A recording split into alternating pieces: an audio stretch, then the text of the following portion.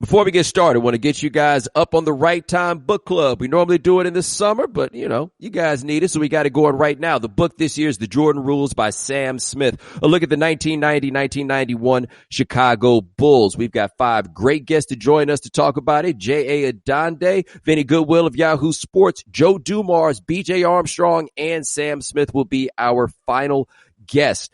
The first installment is on April 23rd. So on every Thursday, we'll have a different guest in to talk about the book. We will start with J.A. Adande. This is a great book. This is going to be a lot of fun. So please join us. You can get it online, get it from your local library, get it for your Kindle. However you need to get it, go ahead and do it and join us for the next month and change. 1 in 3 families in America lacks the diapers needed to keep a baby clean, dry, and healthy. I mean, it's obvious, right? Babies need diapers, but government safety net programs do not cover them. So for about a year, I've been giving to the NDBN. It's a great way for me to give in a tangible, functional way. And I'm asking you to go to BomaniJones.com/diapers right now and to join our campaign for the National Diaper Bank Network.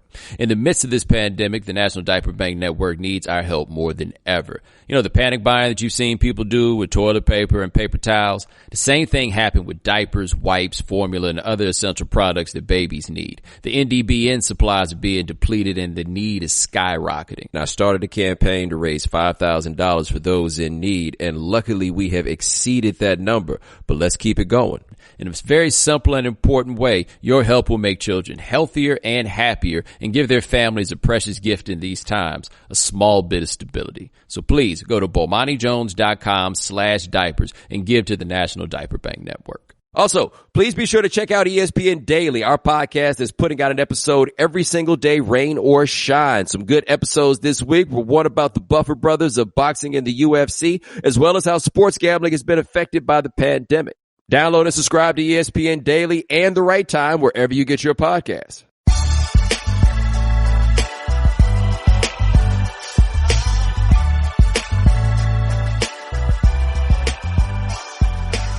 Ladies and gentlemen, welcome to The Right Time.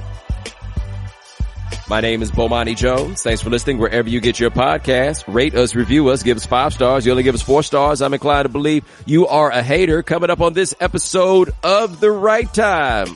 Somebody got caught talking too much while playing on the video games. Also, Dak Prescott with the worst idea for a birthday party I can think of, and your stories of having to run up on people to get your money. But first,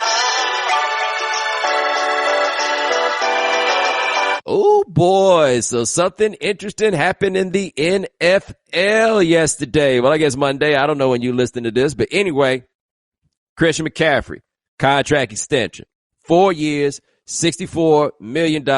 It is the biggest contract ever for a running back. And of course, this is going to jump off the page to people because, you're not supposed to pay running backs a whole lot of money. This is something that everybody has kind of come to understand. And I say on my end, I've always been a little bit torn on this.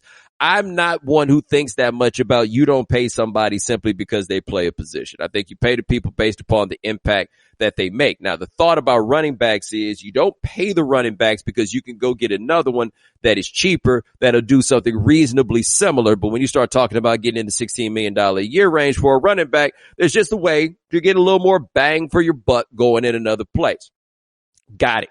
Totally understand it. We saw what happened with Todd Gurley and his body breaking down after they gave him that extension kind of early in his career. I understand everybody's apprehension about these things. But the thing about Gurley was, for me, that offense was built around him. When you look at what the Rams did in 2018 and what they did around Gurley and how it looked when Gurley couldn't quite put it together like that anymore, I had the argument right there. Okay, Todd Gurley is worth the money that they are paying him. The problem was the year after looked like his body was beat down and you're like, damn, you gave him all this money and now he can't even play.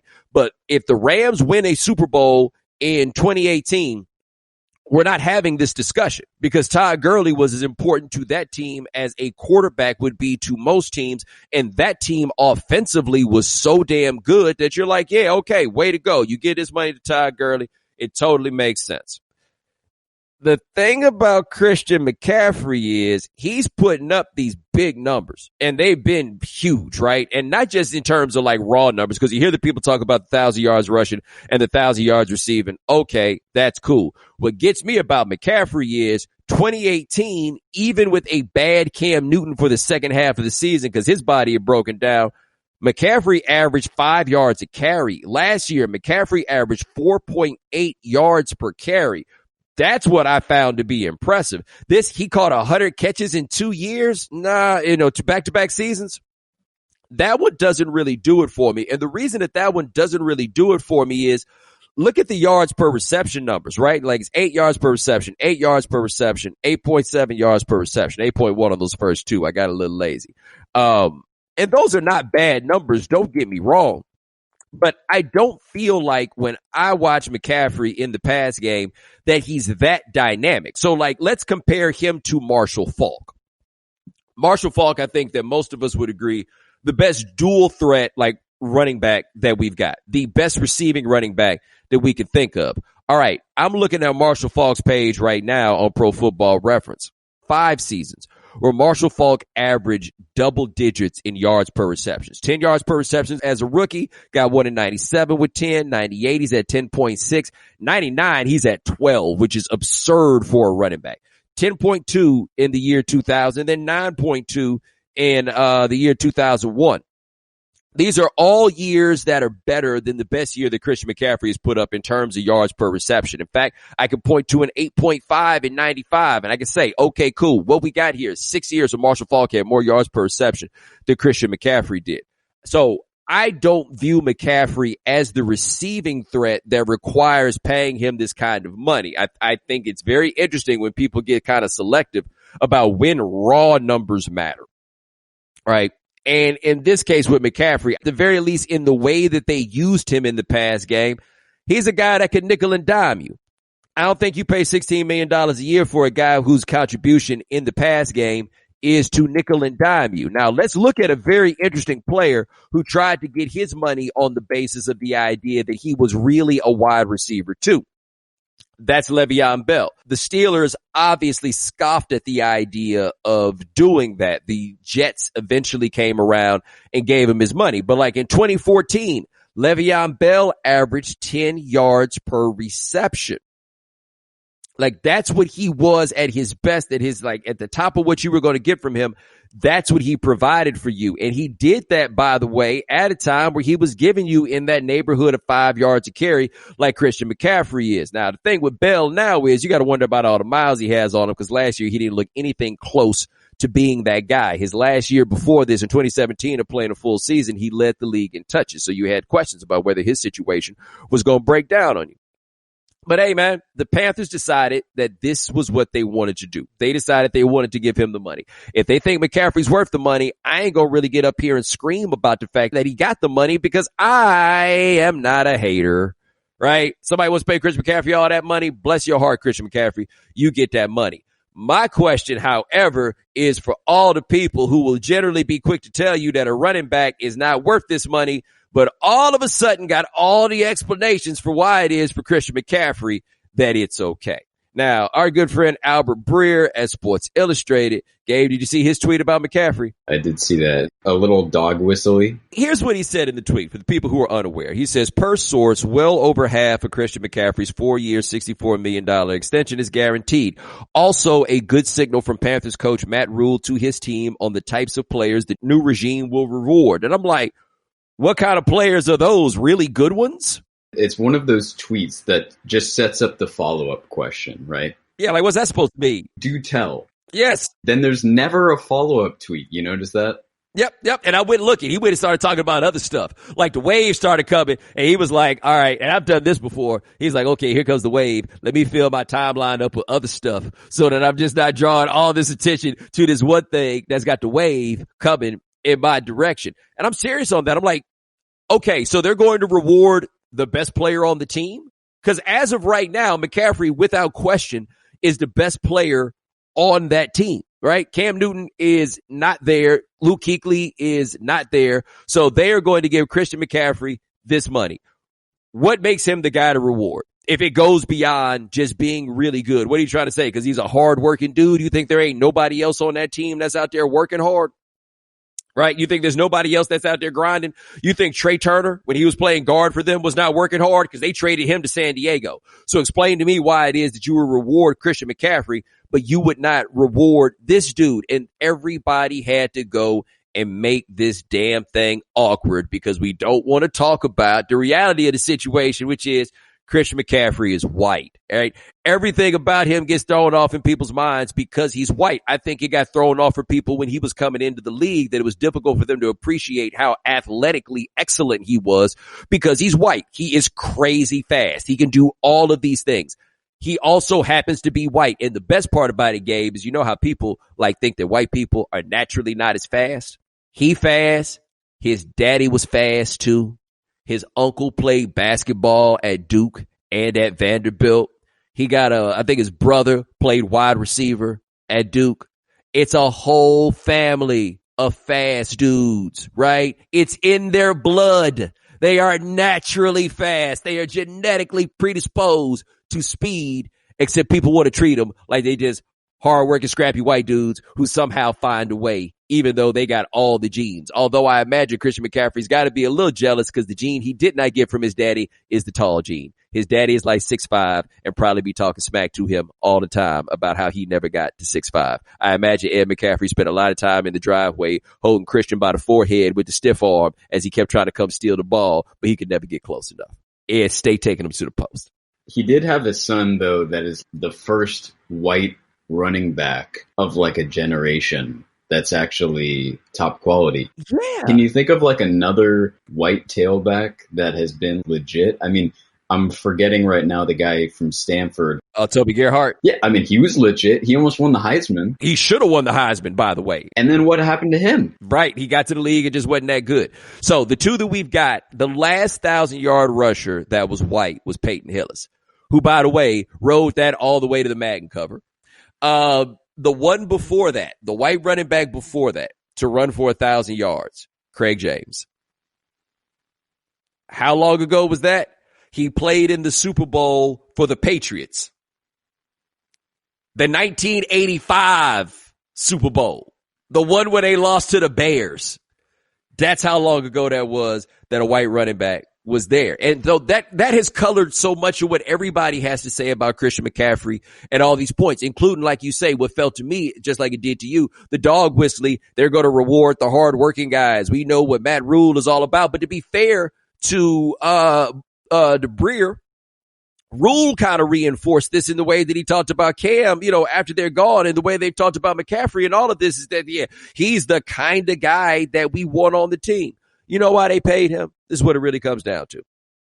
They paid him because they wanted to. And I think that that's an important distinction to make because they didn't have to, the way that I see this.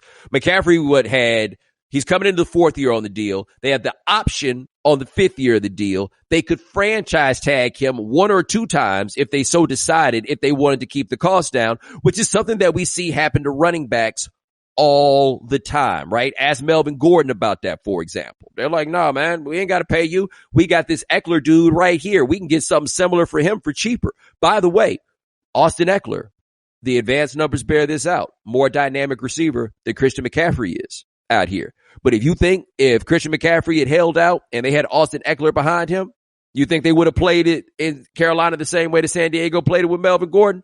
Probably not. Now, is McCaffrey better than Melvin Gordon? Yes, but Melvin Gordon's a really good running back. McCaffrey better? Certainly.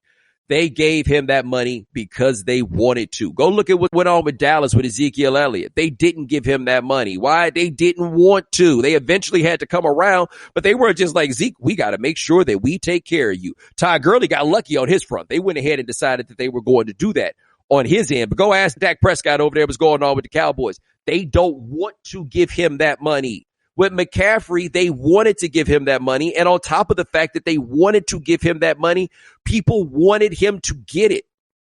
Right? Now, I don't want to pretend like there aren't people who are staying consistent to their logic. There are people who are staying consistent to the logic that you don't pay a running back all this money, right? And I see the people who are out there who are doing that. But I'm also seeing a whole lot of people that if somebody else was getting this money, I'm not so sure that they would be nearly as enthusiastic about the idea that this guy gets it, or good for him because he works so hard. Everybody in the NFL is working hard.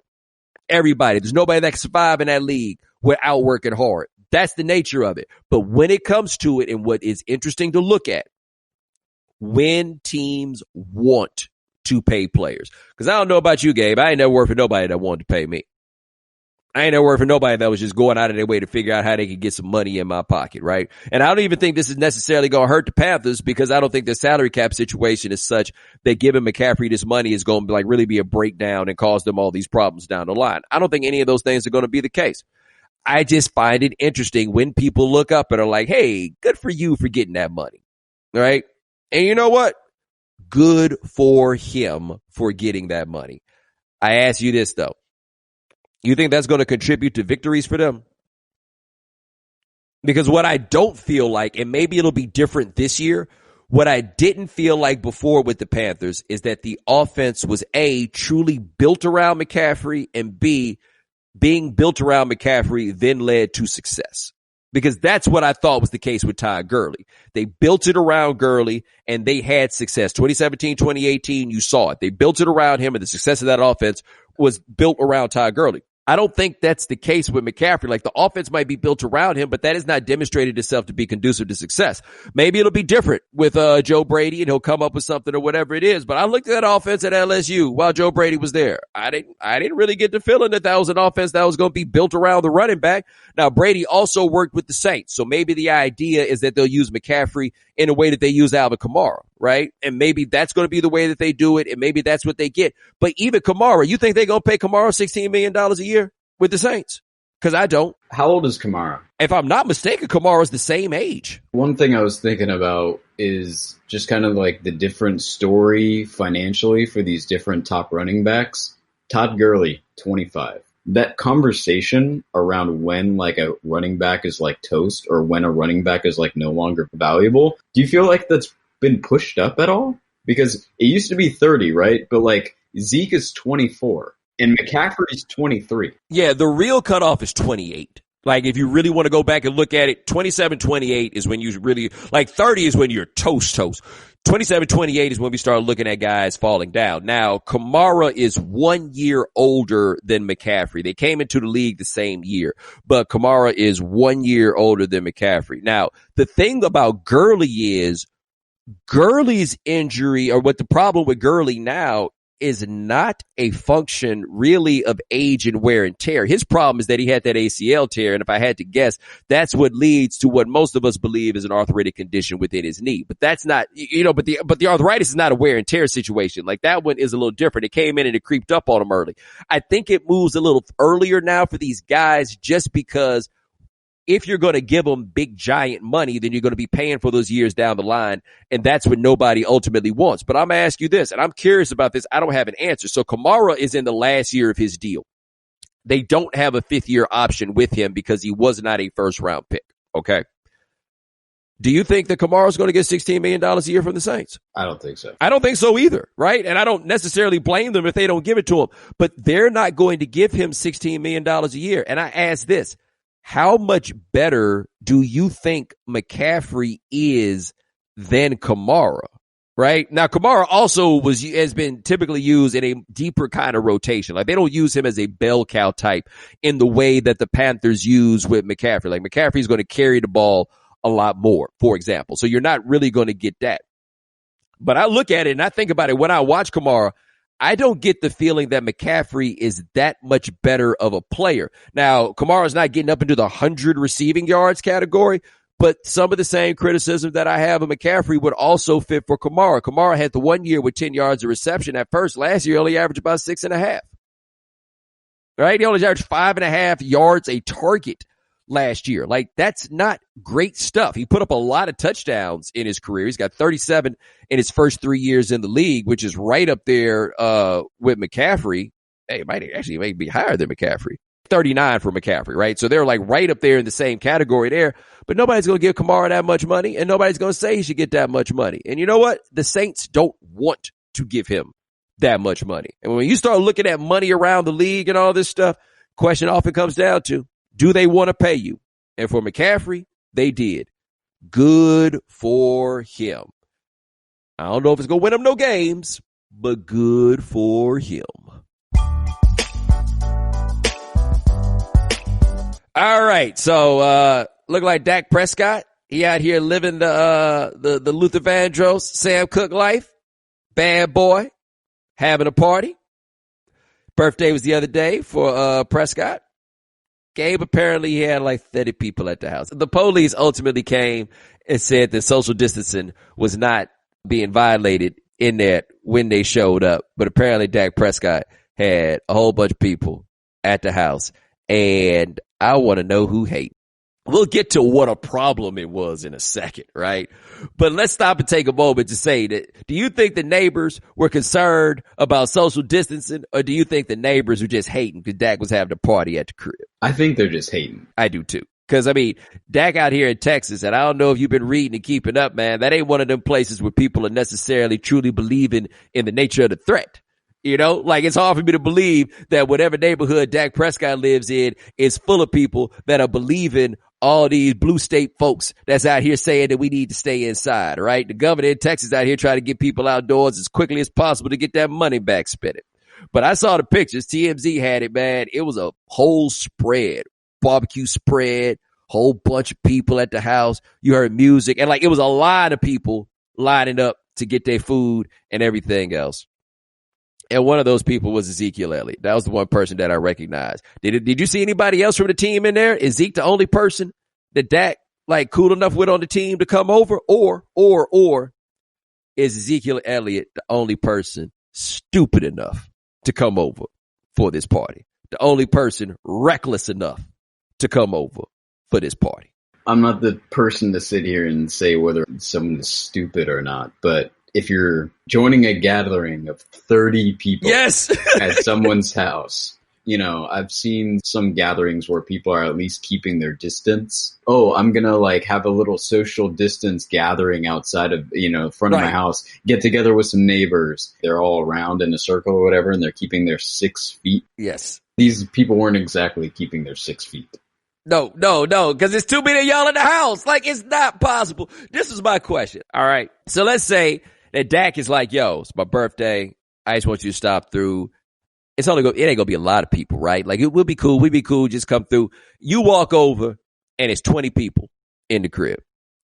How are you number 21? All right. Like, I'm trying to think of what would have to be happening out here in these streets right now where I walk up and I see 20 people and I'm like, cool, I'll be number 21.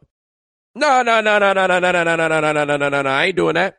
I ain't doing that at all. I don't know who all these people were, whatever it is. Like, this was just so ridiculous. And I'm not getting on super moral high ground part of it right now. I'm not getting on super Dak gonna kill us all right now. I'm not like really at that place. This is all I'm saying to you, Dak Prescott. Because I feel like a lot of us in our lives in various ways, we're making some small exceptions, right? So we're all trying to stay away from each other, everything else. My brother lives a few blocks away from where I live. I've stopped by there like once, maybe twice, right? But I feel like I know what his program is over there, right? I know what they are and are not doing. We are in a pretty constant level of communication. Like, I feel confident that he's taking all the steps necessary to protect himself. I feel like I'm taking all the steps necessary to protect myself. And so I put on my mask and I'll walk over there and I'll go check him out, right? Like, as an example. Do you think that Zeke is being that responsible? Like, if you got to put together your list of people I think are staying inside during the pandemic, is Ezekiel Elliott on that list for you? Because I worry about anybody in their 20s right now on that I'm going to stay at home list. And you know why I worry about them? I'm going to tell you why I worry about them. One of my homeboys, who's not in his 20s, but still, he hit me up on Saturday. He's like, yo, I need you to tell me what to do. I say, what's going on? He said, hey, man, and he's in California. You got to understand, so everything I'm going to describe here is legal. He says, a couple of girls hit me up. They want me to come over for brunch on Easter. They say they got drank. They say they got smoke. They say I can take some home with me. What you think about that? And I tell you what I told him. I was like, they nasty. Like, I don't even know them, but I'm just saying, man, you don't know where they been. You think they love you so much that you the only person that they've called under these circumstances? Right. What you think it's just about you? You think you the one? Right. That's what you think this is? Oh, okay, cool. I got you, player. Yeah. You go ahead and go over there and all y'all wind up with this Rona and now it's going to be a problem. He's like, yeah, me and my roommate. Oh, you got a roommate. Okay. So y'all just go do all this dice rolling right now on this situation. And I don't think that he wound up going. Let me ask you a question. I guess Zeke like 25, 26, something like that. So girls call up Zeke and be like, hey, Zeke, you want to come through? We got some smoke. We got some drink. What you think? You think Zeke's staying at home? Or they hit him up and they be like, yo, Zeke, I'm just over here by myself. I want you to come over. And Zeke be like, nah, I'm practicing social distancing. Well, it's me and my friend. I'll be there in 15 minutes. Right? Like, that's all I'm saying. I just don't feel like on my list of quarantine safe homies, I just don't feel like Ezekiel Elliott is at the top of the list. And so Zeke shows up and now all these other people are here. And on top of it, y'all eating buffet style. Right. Y'all all walking up to the line, reach in, get a little something out, put it on the plate, hand the stuff to the next person. That's what y'all doing? Come on, Dak. And didn't we have video of Dak the other day out here working out with Des Bryant? And it was like 6 of them in a picture. You have to have a measure of trust in everybody else's judgment. And I feel like I've seen him in pictures with people whose judgment I don't trust. I don't trust Des Bryant's judgment. I don't trust Ezekiel Elliott's judgment. I don't trust these gentlemen in that way. And now you gonna have them in your house in the midst of the Rona when you got 30 mil on the line that you trying to get. Why? Because it's your birthday. I turned 40 this year. We probably going to be under quarantine. And I'm going to just be here 40 for the dolo, I suppose. You know why? Because I'm trying to get to 41. You ain't trying to get to, you understand? I'm trying to get to 41. I'm trying to get to the next one. Oh my gosh. I'm just saying. That circle of trust. Yes. Right now, your circle of trust is like you and Patrice. Dak's circle of trust is like him, Zeke, and 28 other people. Yeah, right. That's what I'm saying. And you tell 2 friends, and you tell 2 friends, and you tell 2 friends. Yes. Like, my circle of trust is really right now like 3 people. Because you know where they've been. Yes. And they have to be in walking distance, right? Like, everybody, because I'm in New York. I ain't got no car. Everybody has to be in walking distance. Dak's circle of trust, far too broad. And do you think he knew everybody that showed up at that house? Because I don't think he knew everybody that showed up at that house. No chance. No, I keep saying this though, man. People having their party shut down, right? I've seen like in Baltimore, I think I saw somewhere party got shut down. All of this. Nah, man, ain't no parties right now. It ain't gonna be that. It cannot be that. That's all I'm saying. And if you think it's time for a party, okay, whatever. Don't invite Zeke. That's all. That's the only thing that I'm saying. Like, you know, when you're younger, and, you know, we bad about shaming people for having sex in this society, you know, and we need to preach to people to have safe sex and all that stuff. Like, that's very important. But they get you with all that. You don't know where she been. You know, when you get with her, you getting with everybody that she ever got with, and and all that stuff. And that's always a bit overhyped. Not quite the case with this Rona, right? Right? Like with the Rona, all those things totally apply. Cause like maybe you got a mask, right? But I feel like the mask not nearly as effective as that latex. It's not the exact same situation. It does not work it don't work the same way. But all that stuff that they used to say, you got to take that approach with everybody just to breathe around them, just to eat around them. You don't know how they get down. You don't know what it is. Do not go party at Dak's house. And if you talk about having a party, 2 people. That's all you need. All right, we'll be back in a minute to talk about old stupid Kyle Larson. But first, do you ever feel like you're always on? There's work, friends, family, a million pressing social issues, and an expectation to be on all the time. If the pace of things is wearing you down, take a moment. Pause. Refresh yourself. What do you do when you need a moment to chill? How do you like to hit the reset button to get ready for what's next? There's only one beer out there that's literally made to chill, and that's Coors Light. The mountains on the bottle and cans even turn blue when your beer is cold. That way, you always know when it's time to chill. Mountain Cold Refreshment, made to chill. Coors Light is brewed with a 3-step cold process. Cold lagered, cold filtered, and cold packaged. Mountains on Coors Light's cold activated bottles and cans turn blue when chilled to perfection. Born in the Rocky Mountains of Colorado in 1978, Coors Light is refreshing, crisp, and only 102 calories. That's why Coors Light is the one to choose when you need a moment of chill. So when you want to reset, reach for the beer that's made to chill.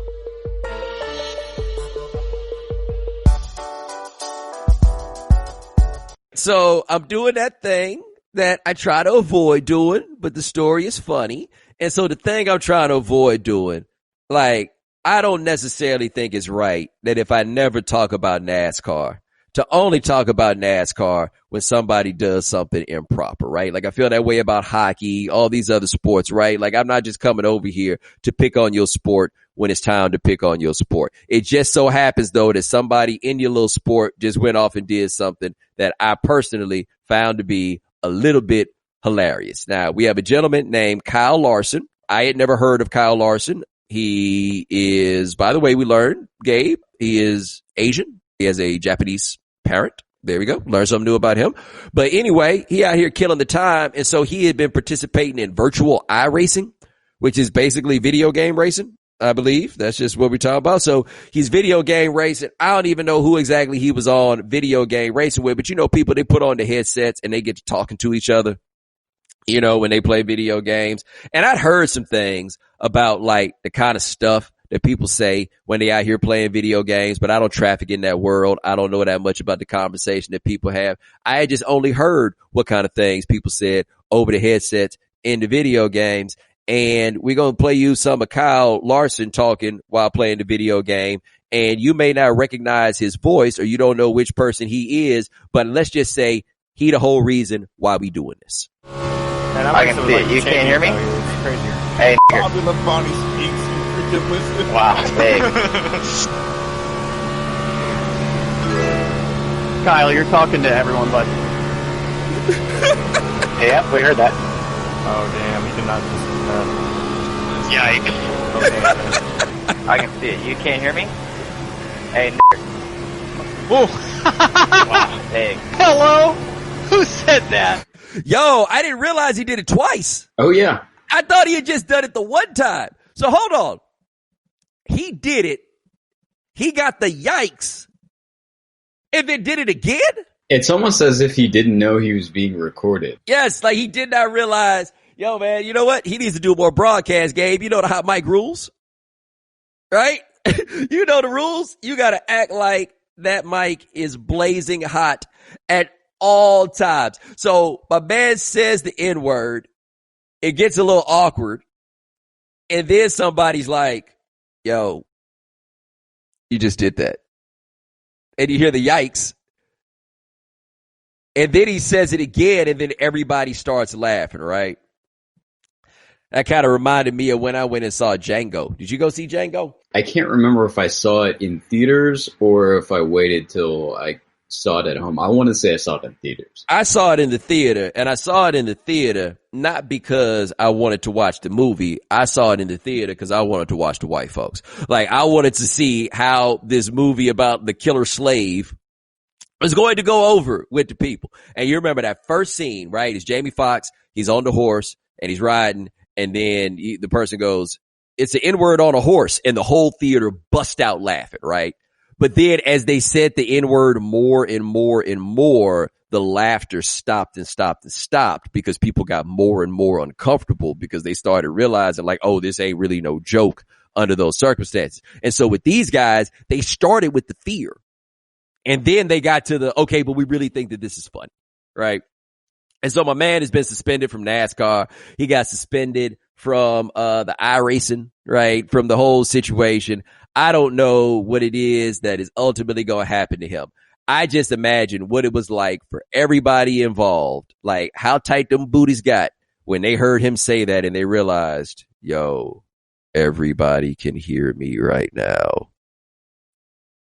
I personally, Gabe, would have logged off. Like in an analogous situation, I'd have just lost. Yeah, hell, if I'd have said the N-word under that circumstance, I'd have been like, oh, damn, where'd I go? I've been off. I'll be off like 2 minutes before that. Because you're an accessory at that point. Yeah, definitely. If I was like a surrounding person, I'm out of here. Like, I'd walk out the door, whatever the equivalent is. But like, if I was the person who said it, like even me as black person, if I was the person who said the N-word, which by the way, would not have had that hard ER, because that was the other part of it too. This wouldn't know they be saying it in the rap songs. Don't nobody sound like that when they say it in the rap songs, baby. I'd have cut my computer off right then. I'd have cut everything off, and I'd have been like, "Oh, I wouldn't play no video games." Who told you that? Right? Like, I'm just out of here. I'm just long gone. There's just or I'm changing the subject, whatever it is. Like they rolled around in it. No. I told you the story about my daddy and Dionne Warwick, right? No, you have not. All right, so daddy knows some people. And they were having a bit of an off-color conversation about people that they don't necessarily find to be that attractive, right? And so one of those people happened to be Dionne Warwick. And so my dad's going on and on about, it's back when we used to joke about people being ugly. We don't do that no more. And so he's talking about Dionne Warwick. He's going. He knows the room gets a little uncomfortable. And he's like, yo, what's going on? And his homeboy looks at him and is like, people always tell my wife how much she looks like Dionne Warwick. Oh. And yes, his wife was there.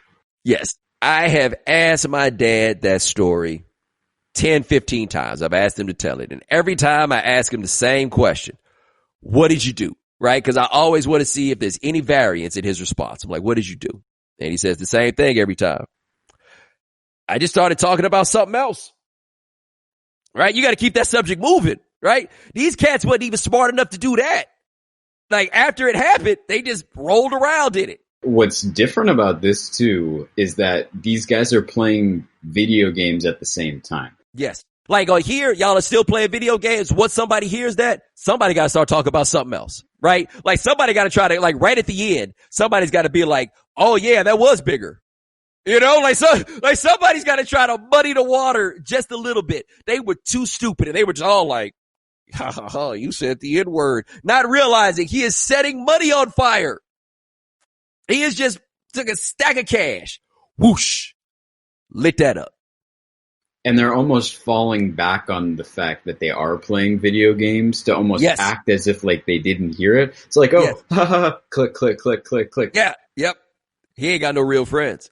Like, that's the moral of the story here. Kyle Larson does not have any real friends. And everybody involved, just imagine how it hit him in the chest. It sounded like somebody dropped the glass, right? Like, as soon as he said it. And then he was like, I'm going to drop the glass again. He might have been able, because look, white folks is always looking for a reason to let you slide for saying the N-word, right? Not every single white person, but most. Because, I mean, if we're just going to be honest about this, in my travels and in talking to my white friends, you ain't gonna find that many white people who have never said the N-word before. Like, it's just not what it is. I get it. Like, you're not gonna find that many men who have never called a woman a before, right? Like, so I'm not holding you on these absolute rules. Like, oh, you ever said this one thing before in your life? This tells me what kind of person you are. I don't go that. I know how the game goes. I know how people are. We have, you can evolve, you can grow, all of these things. I totally get it. This dude is in his 20s with people around and people who could hear him, and just threw that out there so casually. That ain't no slip up. The only slip up was saying it in public. That ain't no mistake. Nah, this is your get down. This is how it is.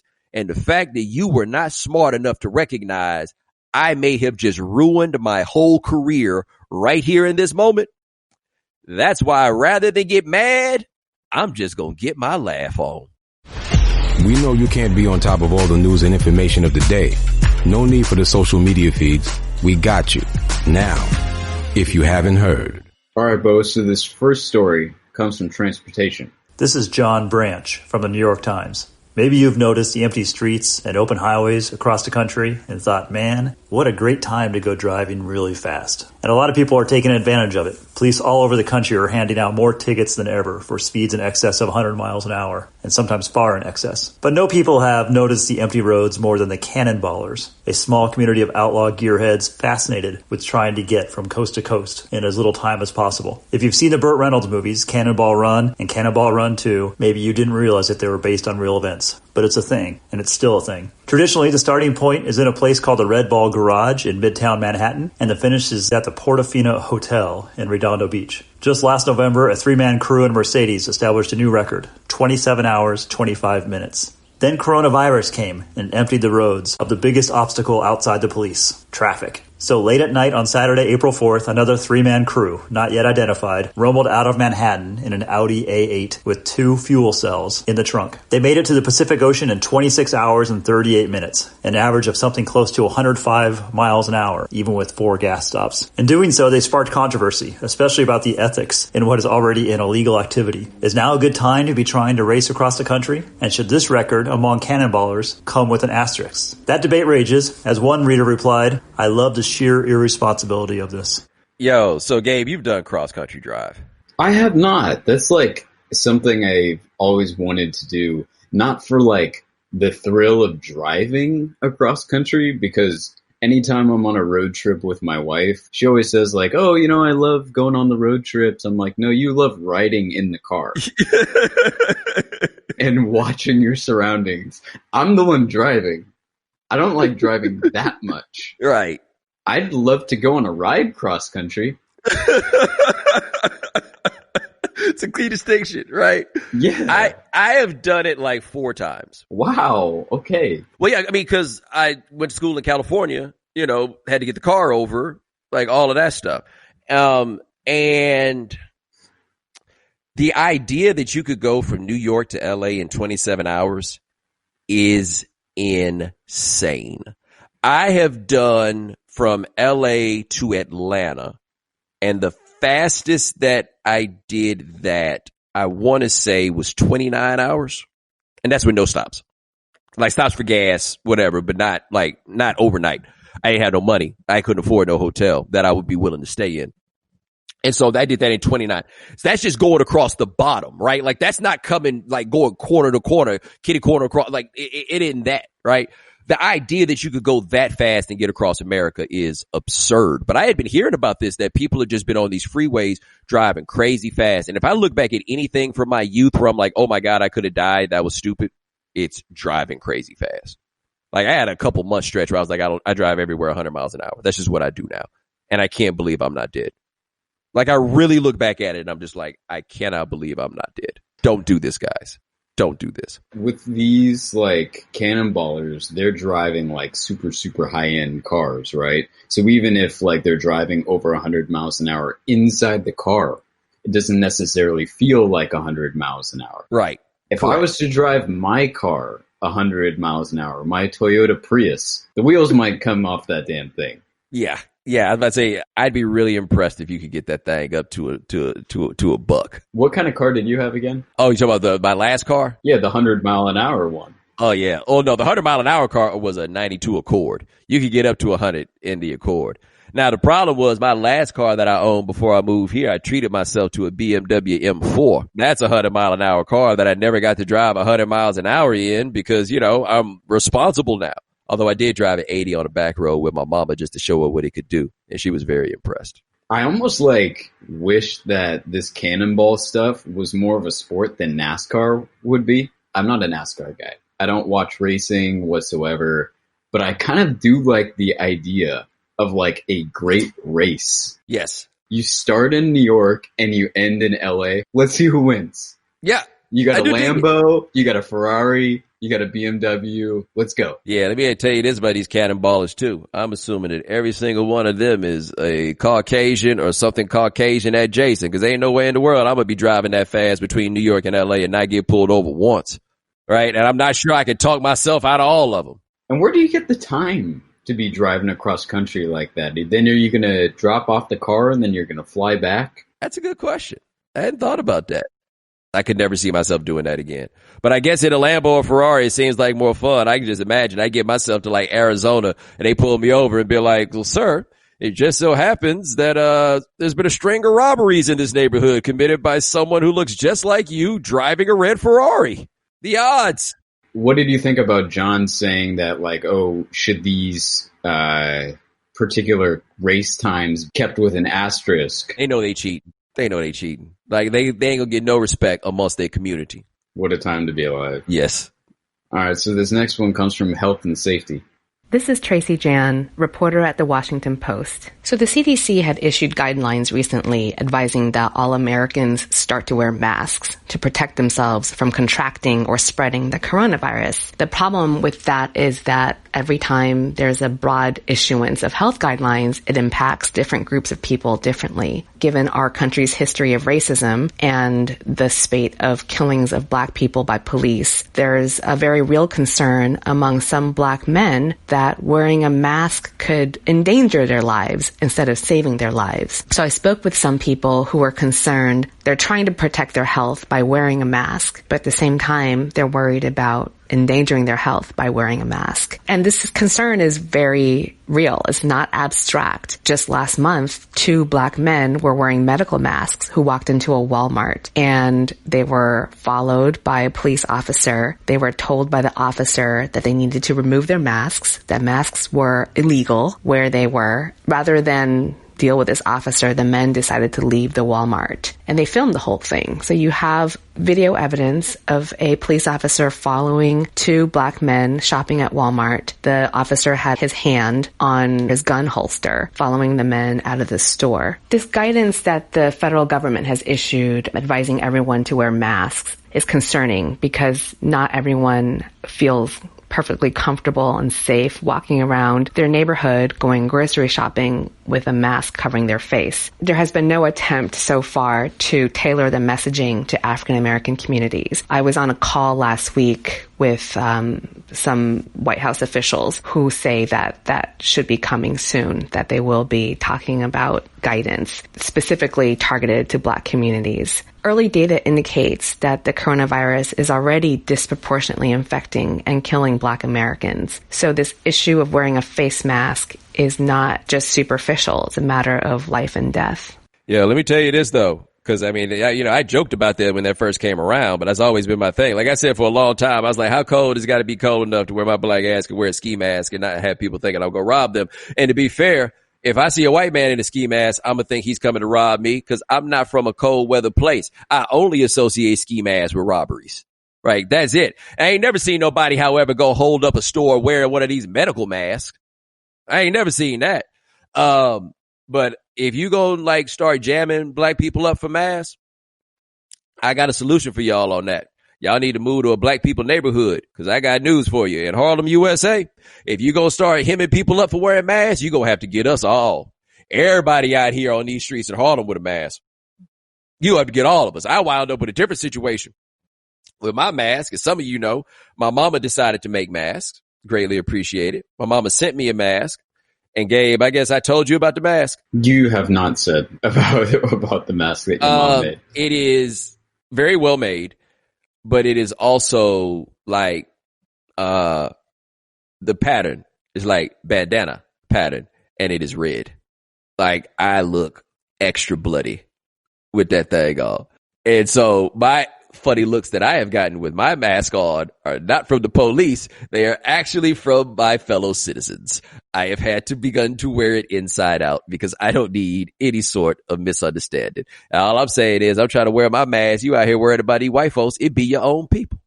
By the way, if you are going to start wearing a mask, get your breath control on point because you about to have your own breath live in this stereo where you got that mask on. All right, this next story comes from music. Hi, this is Chris Willman with Variety. I reported on the Sunday live stream by Andrea Bocelli. And it seems like Andrea Bocelli is the pandemic pop star we've all been waiting for. Not that he's doing any duets with Justin Bieber or hooking up with Diplo for a remix, but the live stream he did on Easter Sunday from an empty cathedral in Milan, and I guess I don't need to qualify that with empty, everything's empty now. It was really the signature cultural event of this whole global coronavirus shut-in so far. And maybe it'll be superseded this Saturday night by this big global citizen all-star telecast they're putting on. It's going to be on multiple networks featuring Lady Gaga, Taylor Swift, Paul McCartney, and half the actual pop stars in the world. But it does seem possible right now that, as one of Bocelli's managers suggested to me when I was interviewing them, that his half-hour concert of sacred music will be the thing that everyone really remembers tuning into 20 years from now. Because all-star events are kind of a dime a dozen, and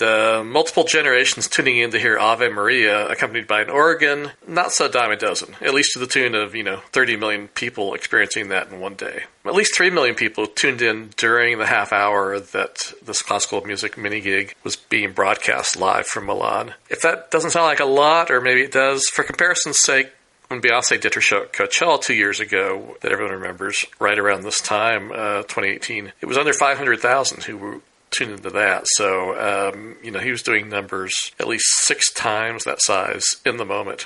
Over the course of the following day, 30 million people made their way to YouTube, which is the only place you could see it, to watch the broadcast archive there. So obviously it transcended Catholics, transcended classical lovers, transcended Italy files, and trying to figure out what it all means, besides the beauty of the music. I think maybe people just wanted to see Bocelli standing in one of the 5 largest churches in the world and see someone who appears as alone as they are, but have it feel beautiful instead of lonesome.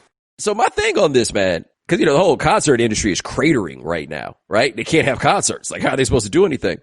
But the appeal of live performance is not just seeing the person live, but it is often like being with people, right? Like sharing the experience with folks.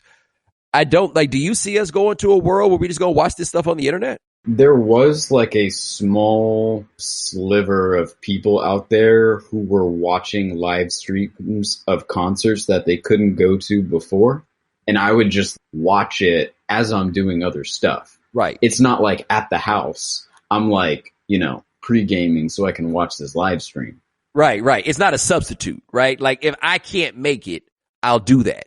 Like I watched when Outkast did Coachella on their return tour. I did that. When Beyonce did Coachella, I watched that. But I would not be in LA and somebody be like, yo, got tickets to Coachella. I'm going to do that, man. I'm watching it on YouTube. It's not the same, right? Me watching the concert, I'm getting something from it than I'd be trying to get from it if I actually attended the concert. Like, I want the fellowship. I want the commune.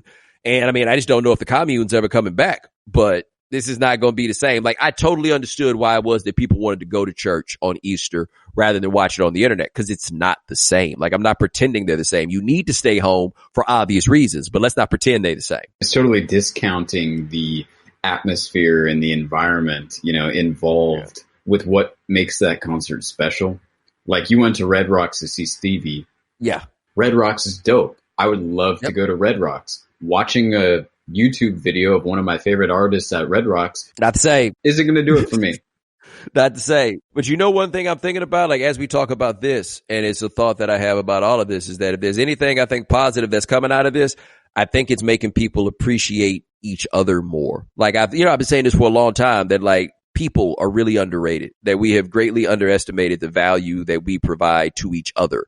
Just like being around each other, like everything, you got all your technology. You don't need to share anything. You can have everything entirely to yourself. I think that what's going on now is making people realize that having this stuff all to yourself, not all it's cracked up to be. Like, you did not realize how much better things are made by having other folks around.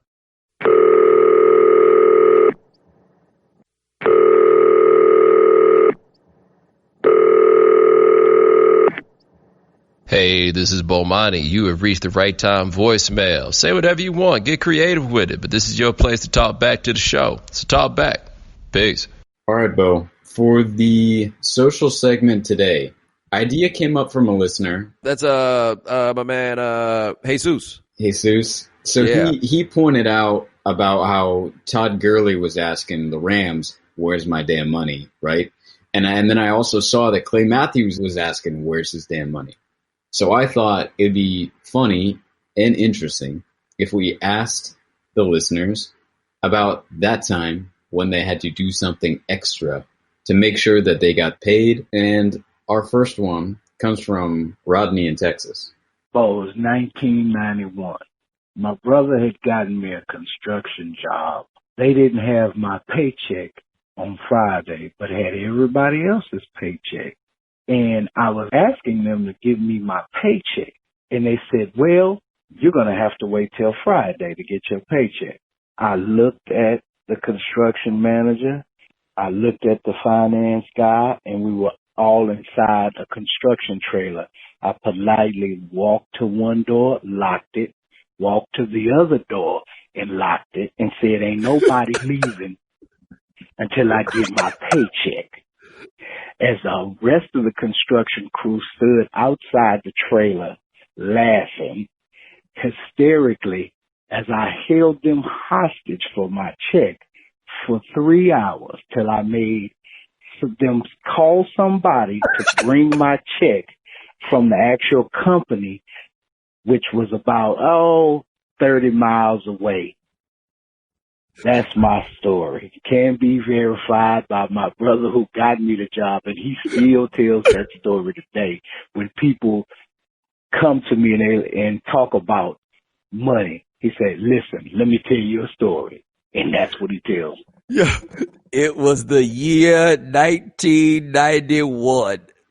That's all I needed it was the year 1991. Ain't nobody leaving until I get my money. Yeah, I mean, when that's how the story begins, you know it's been told a number of times and sharpened every single time. Gets a little bit better. Yes. Well, I think the thing that's of note here is you can't tell them you'll get your check on Friday. No. Y'all need to be like, we go get your check as soon as possible.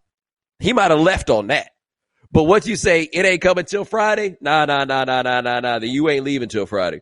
Got that check though, and it don't sound like he went to jail. Like he committed a felony, but everybody understood. All right, this next one comes from Eric in Charlotte.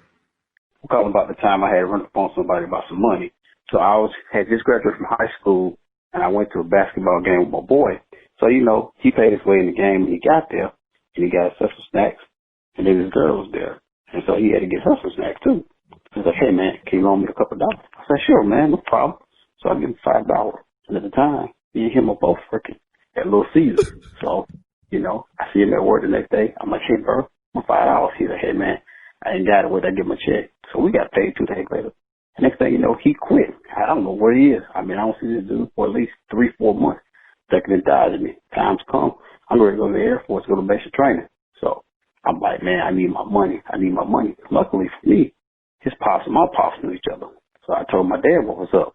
My dad's like, hey, son, sometimes you got to get indignant and just roll up on people. Go to his job. So he got another job at Burger King. So one day before I left to go to basic training, I went to Burger King. I was like, hey, what the run at? He's like, he in the back. I said, hey, tell him his brother here to see him. When he rolls up, man, it was like he's seen a ghost. He said, hey, man, you leaving today? I said, yeah, man, I need my money. He's like right now? I was like, yeah, I need my money.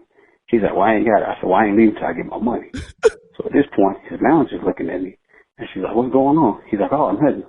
I said, yeah, he owes me some money. So the next thing I know, he goes to the back, he's talking to somebody, come over my $5. I don't know where he got it from. I don't know if he loaned from him, or he would have got it from somewhere else. But hey, like my pop said, sometimes you got to get indignant with people. I got my money back. Peace. $5. I just want to point out that we're talking about $5 because it becomes about the principle. It becomes about the principle. Like, I knew this was going to get good when he was like, it's cool though. We both work at Little Caesars, right? I knew that once it got to us, he rolled up on him before he went to basic training. I cannot go to basic training without my $5. Like, I think about the farthest it's gotten for me about people and money. It's always been over the smallest amounts. The smallest amounts. I had one dude that was sweating me over $3 one time, and I got so tired of it, I gave him $3 in pennies. No one is ever, that's the last time I had to like legitimately talk myself out of a fight. That dude was so mad and ready to fight right then and there. And I'm like, you 30 years old sweating me over $3. And by the way, I was like 23. Like, you too old to be sweating me over $3. Yeah, there was another story about a guy who got paid back in quarters. That's like a next level of petty. What was interesting about this one, though, is that the strategy is the public shaming. Yes. And not just any public shaming, but the public shaming at your place of work. At your job. That would always work. Like, that's the thing. If somebody really owes you money, show up at their job. You have all the leverage when you show up at somebody's job, right? Because you don't have anything to lose here. You don't know any of these people. They have everything to lose when you run up on them at work. And at rolling up on him at work at a Burger King, you're involving him, you're involving his coworkers, and you're also involving everyone else in the Burger King. Yes. So everybody's all looking at him at the same time. Yeah, I'm gonna need my money. I'm gonna need my money because it's a particular way when people say my money. Like the whole tone changes. Like, yo, I gotta go get my money. It's not like, and it's never the money. It's never some money. You are very clear about the fact that it is my money. You ever watch somebody spend your money? Like, there's nothing worse. My homeboy in college, I'm glad we got over this because I was expecting our friendship to end. He's one of my best friends in the world. But he borrowed $10 from me once, and I gave him the $10. And before I got my $10 back, I see this dude buying a CD at Circus City. And then acting like he wasn't in no rush to give me my money. By the way, I'm the one that drove. Oh, no. And I ain't never charged him gas money. Oh, no. Yeah, he gave my money the next day, though. My feelings was hurt. I was like, I thought we was boys. They really got there. I really just thought we was boys. Oh, my gosh. All right, so this next one comes from my man in Tennessee. He didn't leave his name, but it was a pretty funny story. I can relate. All right, so check this out, Bomani. You know how it is your first summer where you stay in the town where you go to college? You get an apartment, something like that with your boys. Well, did that, right? Me, my best friend, a couple other friends of mine. Well, this one cat, 2 years younger than us, went to the same high school. He decided he wanted to move in with us too. We had a fat little townhouse, spiral staircase, all that. So as the summer went on, he stopped paying. The young dude, he stopped paying rent. So we're like, all right, what the hell's going on? Well, long story short, he moved out on us, didn't pay us the last month's rent, but he returned to school the next semester. So, oh, by the way, he left the stuff there at the crib, which was mistake number one. Yep, you already know. We took his stuff and we pawned it. We got that money one way or the other. I know that's hood. That's how we do. I'm from Tennessee. You know what to do. You can't owe us no money like that. I don't blame him. I don't blame him. That had to be done. One time I had a homeboy. He probably listening to this right now. He was supposed to move into a place. Everybody put their money down. Third dude backed out. Out of nowhere. No explanation. Backed out. So they was about to go run up on him. This is like a spinoff of the Get My Money thing. But then they're like, nah, you can't run up on him. Well, homeboy called his daddy. His daddy is a professor. And his daddy told him, don't fight him. Cut him off from the women. And suggested that they tell everyone on campus that this young man had a very significant disease. Wow. Yeah. That was his suggestion. That was his suggestion, is to go just tell him that, they had a very, very significant disease. If one guy pulls out of the lease, that screws up everything. Yep. You don't always have a replacement. Yeah, you can't just go, like, it's not like trying to get somebody to take this extra concert ticket. Yeah. Right? This isn't a one-time thing. This is like a year-long commitment. Like, Ed, you ready to move in like 4 days? You know what I'm saying? Like, nah, man, that's a rough go. But hey, ladies and gentlemen, thanks so much for joining us here on The Right Time. We do this thing a couple times a week. My man Gabe Bassain handles everything behind the scenes. Thank you, sir. Also, thank you to our sponsor, Coors Light. I also ask you, check out BomaniJones.com/diapers. Check out what we're doing with the National Diaper Bank Network. Please give them a look. And if you can, give them a little change. Thank you to our If You Haven't Heard contributors. Thanks to John Branch of the New York Times. Check out his story on the increase of speeding tickets and cannonballing in this time of COVID-19. Check that out at NewYorkTimes.com. Thank you to Tracy Jan of the Washington Post. Check out her story, all the racial profiling going up now that people got to wear all these masks. And thank you to Chris Willman of Variety. Check out his story on Andrea Bocelli's performance on Easter Sunday. It became a blockbuster, even though nobody was actually there. Remember, subscribe to The Right Time. Rate us, review us, give us 5 stars. You only give us 4 stars. I'm inclined to believe you're a hater. We'll talk to you guys in a couple of days. Take it easy. Thanks for checking out The Right Time with Bomani Jones Podcast. You can listen or subscribe on the ESPN app, Apple Podcasts, or wherever you listen to podcasts. The Right Time with Bomani Jones.